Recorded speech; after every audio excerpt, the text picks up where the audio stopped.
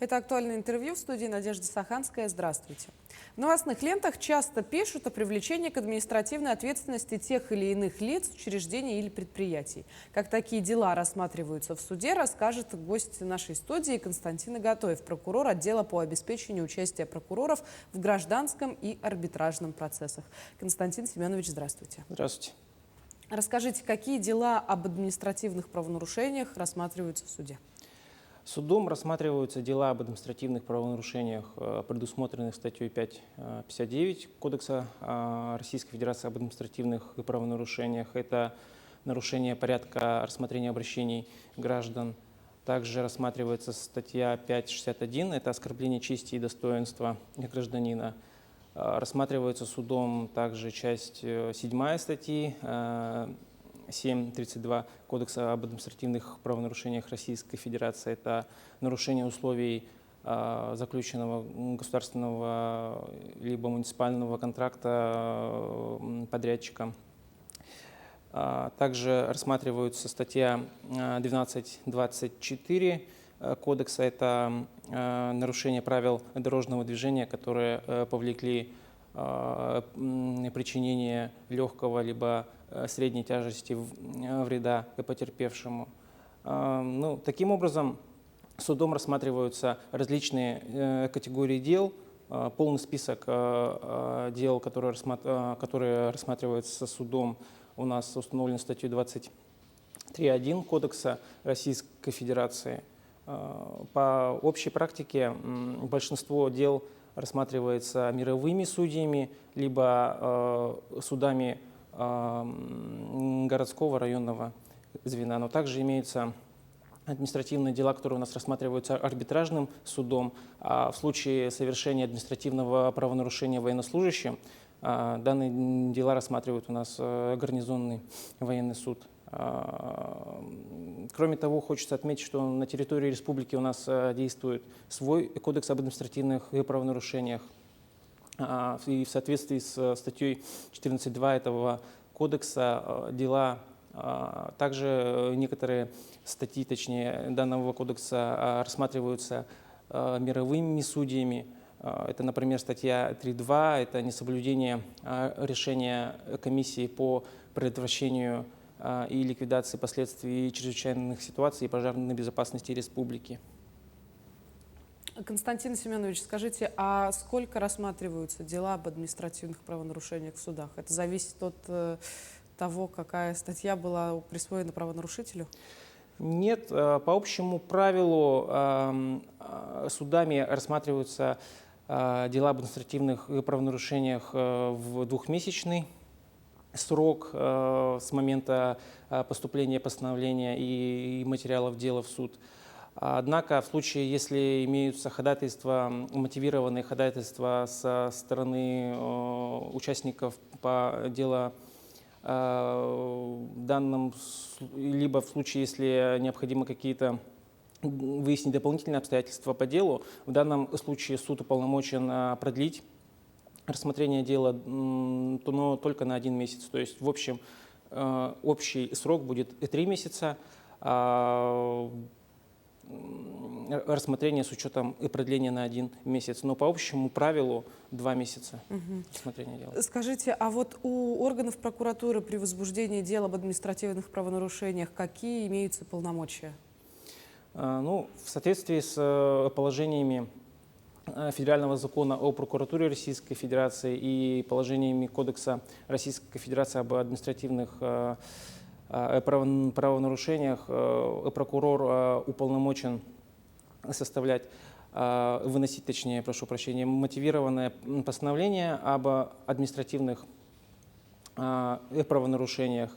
В случае, если в рамках проведения своей проверки он установит факт события административного правонарушения, в соответствии с вышеназванными законами также у нас прокурору даны широкие полномочия в данной сфере, то есть при наличии достаточных сведений полагать, что лицо совершило какое-то либо административное правонарушение в целях осуществление надзора за Конституцией Российской Федерации, с законами. Прокурор уполномочен возбуждать административные дела о любых административных правонарушениях, предусмотренные Кодексом об административных правонарушениях Российской Федерации, либо законным субъектом. В нашем случае это, как ранее мной упомянутый Кодекс Республики. Кроме того, имеется такое понятие, как исключительная компетенция прокурора.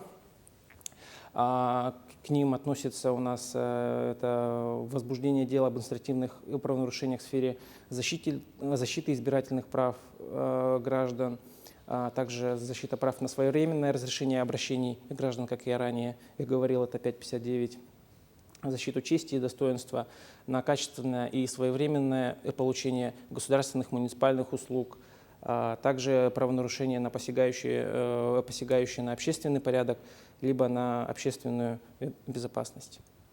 Скажите, а может ли суд рассмотреть дело об административном правонарушении в отсутствии того, кто к этому самому правонарушению привлекается?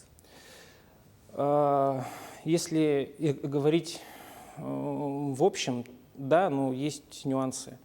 Получается, как в случае, если лицо надлежащим образом у нас извещено о месте и дате рассмотрения дела, и в отсутствии уважительной причины неявки в суд, в данном случае суд уполномочен рассмотреть дело в отсутствии привлекаемого лица.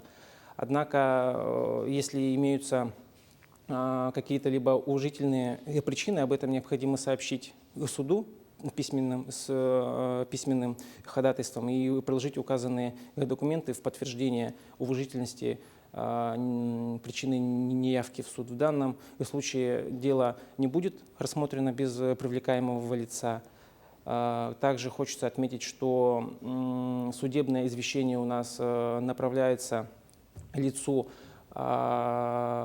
заблаговременно, то есть если в том случае, если судебное извещение было направлено в день рассмотрения дела об административном правонарушении, либо позже, в данном случае по сложившейся судебной практике лицо считается вообще не извещенным о дате и месте времени судебного заседания.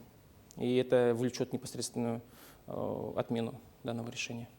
Но, Константин Семенович, неспроста вот у нас есть Кодекс об административных правонарушениях не только в стране, но и отдельно еще в регионе. Какие все-таки есть беды и проблемы, чем грозит административное правонарушение, если действительно оно было совершено?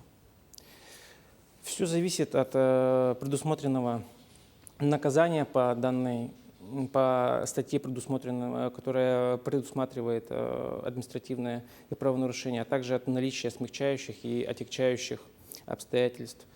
Ну, основной формой административного наказания у нас является штраф. Кроме того, предусмотрены иные меры. Это, например, предупреждение лица, либо лишение специального права. Это, например, когда лицо по постановлению суда лишается права управления транспортными средствами на определенный срок, также предусмотрен арест, также имеется приостановка деятельности организации, если мы говорим о привлечении лица, юридического лица к административной ответственности, ну и иные меры. Судом, как я ранее уже говорил, при установлении вины лица в обязательном порядке дается оценка смягчающим и отягчающим обстоятельствам. В данном случае смягчающим обстоятельством у нас является добровольное прекращение противоправной деятельности при наличии внесенного требования от уполномоченного органа прекратить противоправную деятельность, также признание вины, добровольное устранение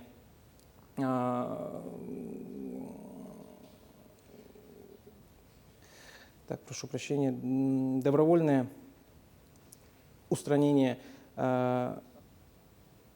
добровольное сообщение о совершенном административном правонарушении и добровольное предотвращение причиненного ущерба. И к отягчающим обстоятельствам у нас относится продолжение противоправного поведения, несмотря на требования уполномоченного органа прекратить, повторное совершение однородного административного нарушения, либо вовлечение в административное правонарушение несовершеннолетнего. Скажите, а что делать, если как вы отметили, назначено наказание в виде административного штрафа? Каким образом надо произвести выплату, действительно погасить этот штраф и таким образом закрыть дело о том, что правонарушение было совершено? В данном случае, если сторонами не оспорено постановление о назначении штрафа в установленные законом 10 суток с момента вручения постановления, остается только одно – это оплатить назначенный штраф в соответствии со статьей 32.2 Кодекса об административных правонарушениях. Административный штраф у нас должен быть уплачен в 60-дневный срок. В случае, однако, у нас предусмотрено исключение из данного правила. У нас главой 12, как, наверное, все знают, предусмотрена возможность оплаты штрафа в 20-дневный срок, но при том, что оплачивается половина штрафа. Стоит также отметить, что у нас законом нарушение установленного 60-дневного срока считается отдельным административным правонарушением. Это статья 20-25 Кодекса об административных правонарушениях. За данное правонарушение у нас предусмотрена санкция в виде двукратного назначения штрафа ранее назначенного, либо арест на 15 суток лица. Стоит отметить, что назначение